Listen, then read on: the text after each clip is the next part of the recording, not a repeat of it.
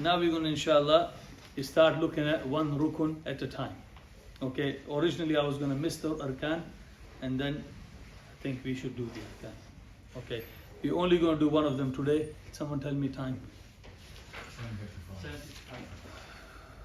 Okay. The first rukun we're going to discuss is Takbeer of Ihram. Takbeeratul Ihram. Okay. Or it's called Takbeeratul Ihram or Tahrima. Okay. 4 things. A musalli, while standing, in a voice that he can hear himself, with the word Allahu Akbar. A musalli, while he is standing. Now, you have already covered in nafil for a person who is traveling, can be praying on his donkey or car. We discussed that in other place, right? Then we discussed some madhaib said they must be facing the qibla. Some said doesn't have to face the qibla. Some said he can do fard as well. Some said only nafil. Keep that discussion in mind. So when you come to that mas'ala, know that that has an exception. In general, a musalli, a person who is praying, while he is standing.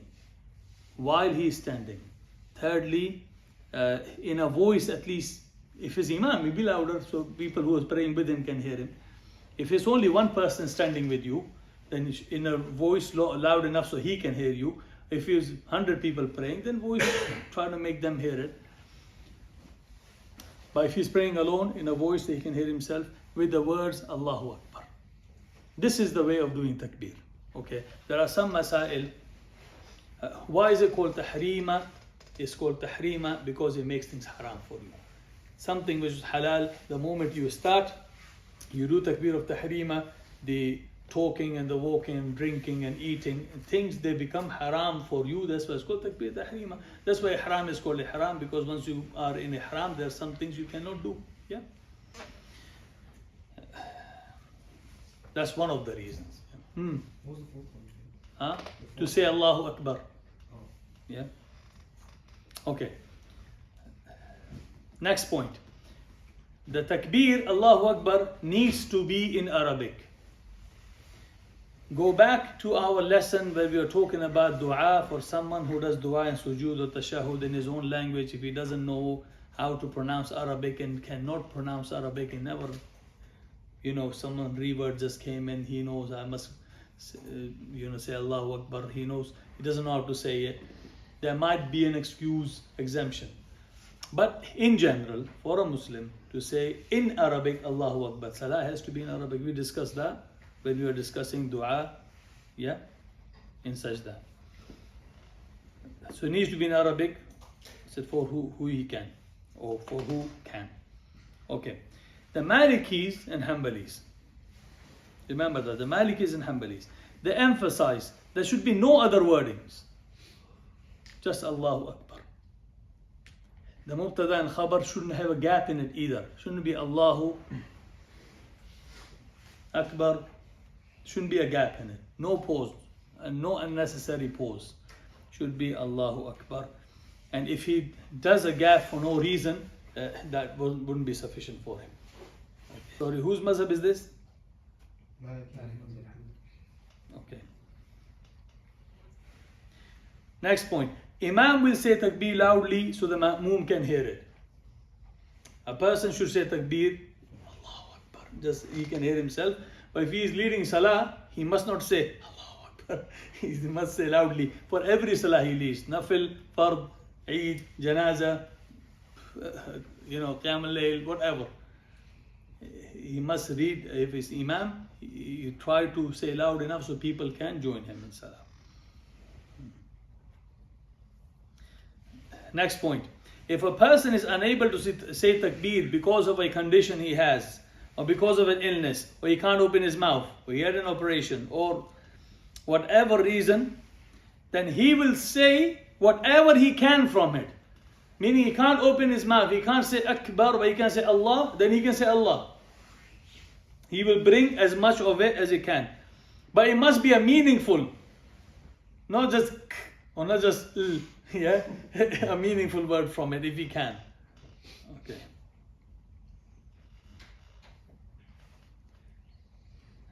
Is takbir a rukn or is a shart?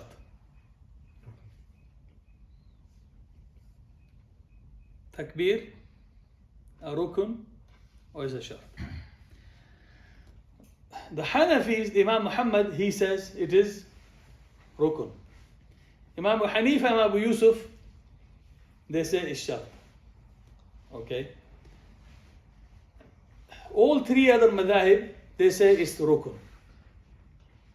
Reason being, the non-Hanafi madhahib and Imam Muhammad in the Hanafi madhab, he says, because Allah said in Surah Al-Muddathir, وَرَبَّكَ فَكَبِّرْ وَرَبَّكَ فَكَبِّرْ. So this is for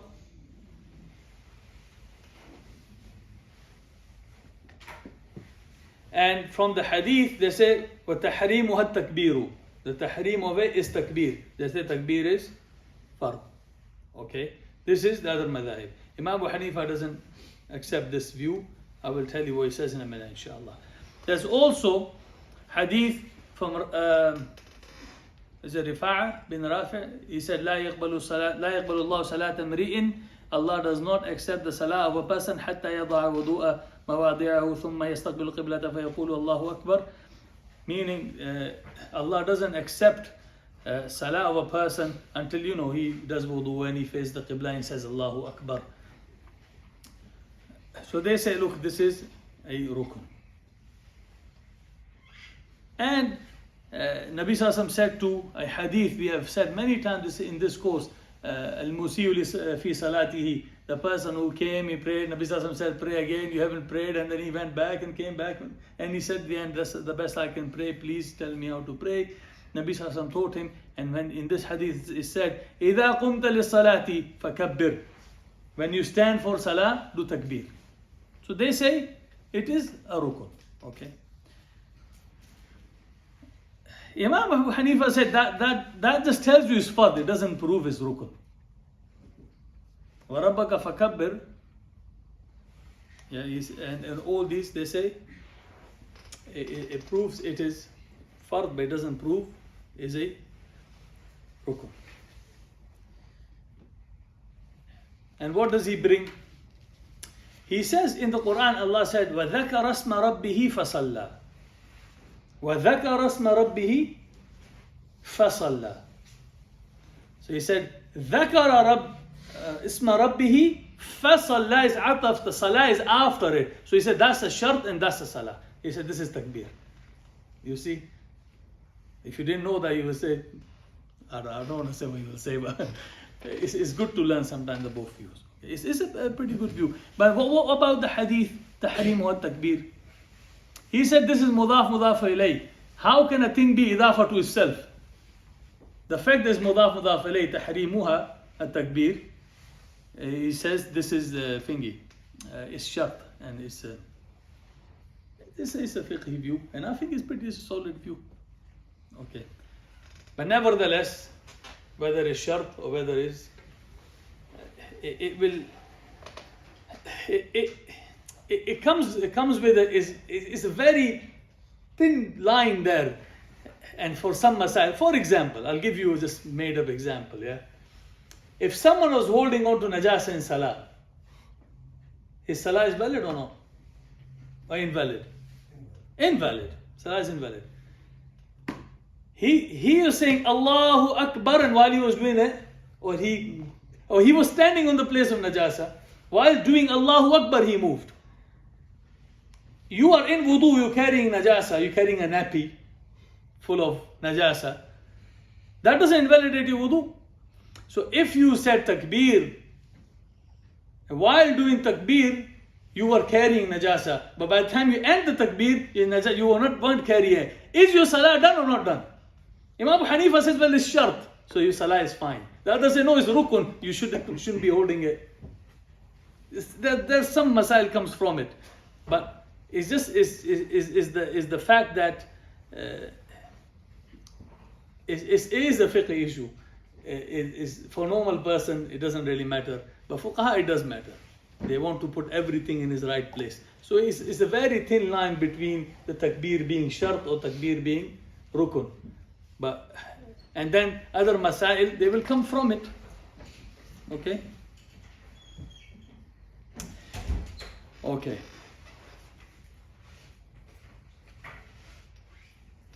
Shafi'is, they say, like what did Hanabila and the Maliki says, Allahu Akbar. Yeah.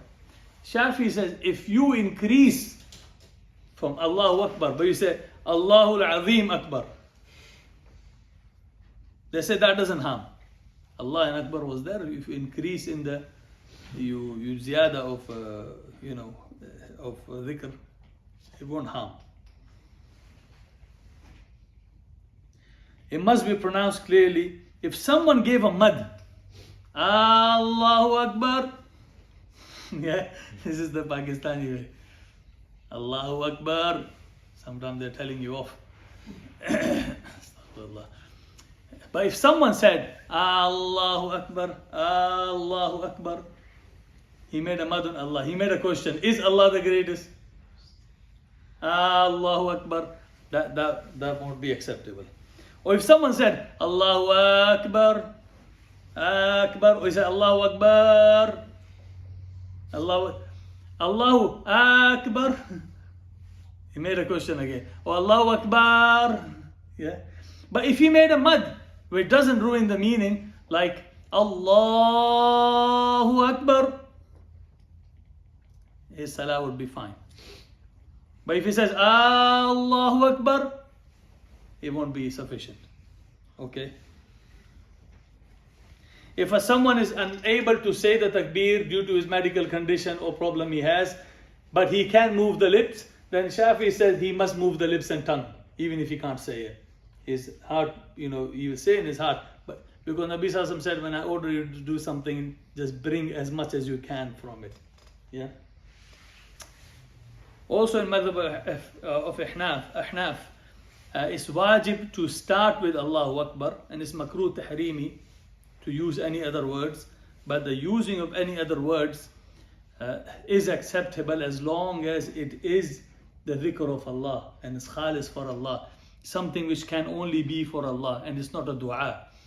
Imam Abu Yusuf, he is with the other madhab in that. He says no, must be Allahu Akbar or Allahul Akbar or Allah, something within the line, Allahul Kubbar or Allah.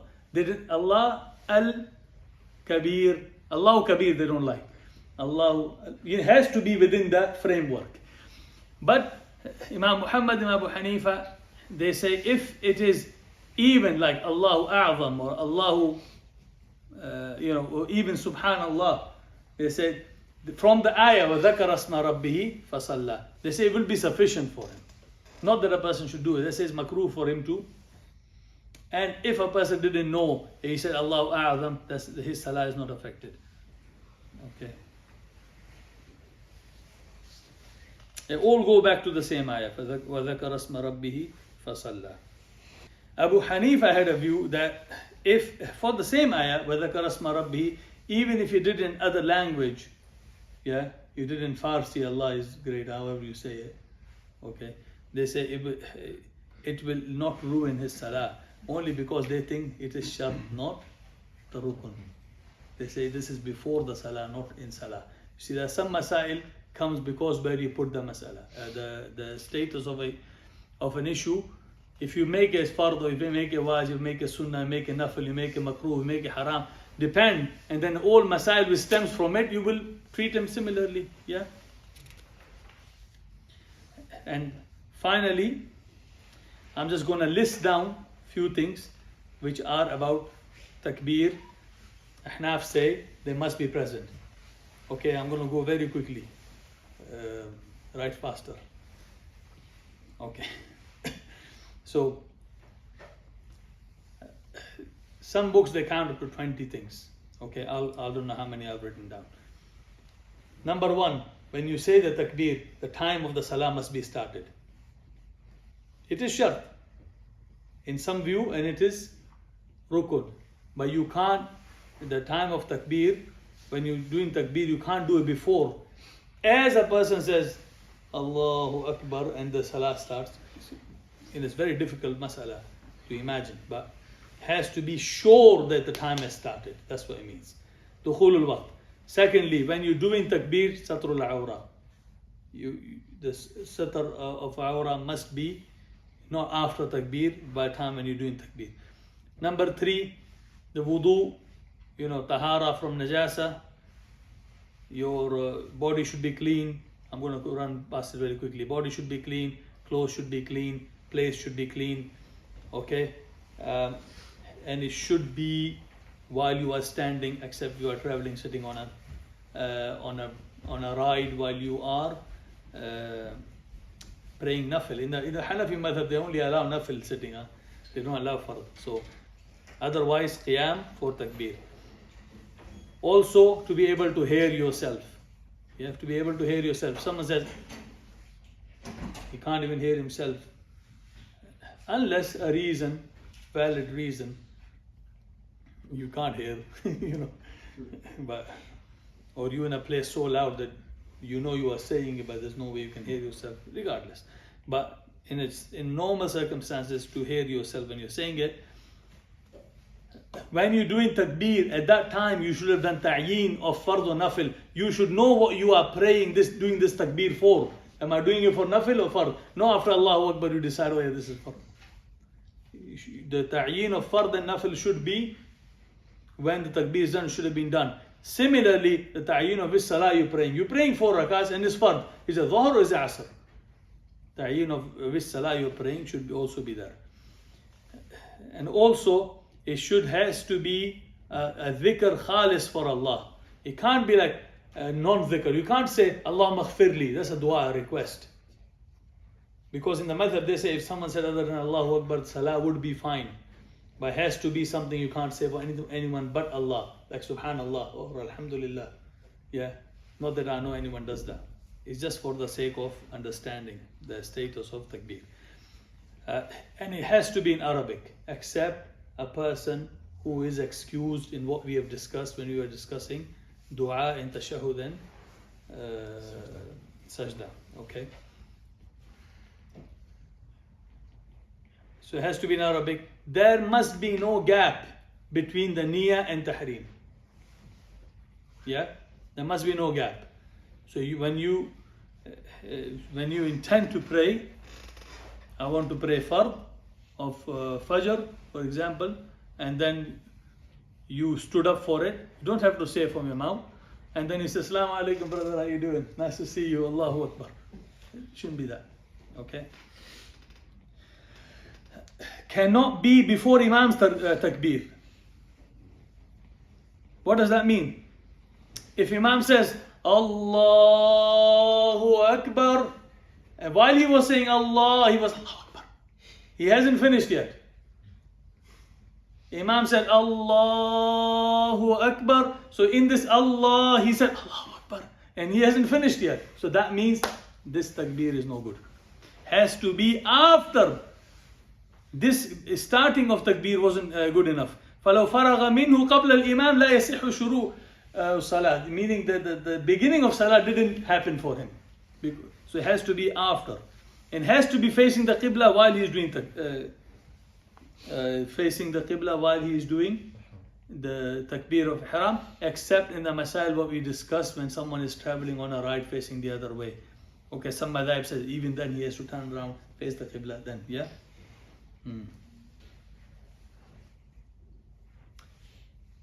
Now there is a mas'ala. Can ma'moom start his takbir before Imam finishes his? He can't finish before Imam. He can't finish before Imam. If Imam says Allahu Akbar, he says Allahu Akbar. Khalas, end of story. But if Imam says Allahu Akbar, if he starts, can he start before he finishes this takbir?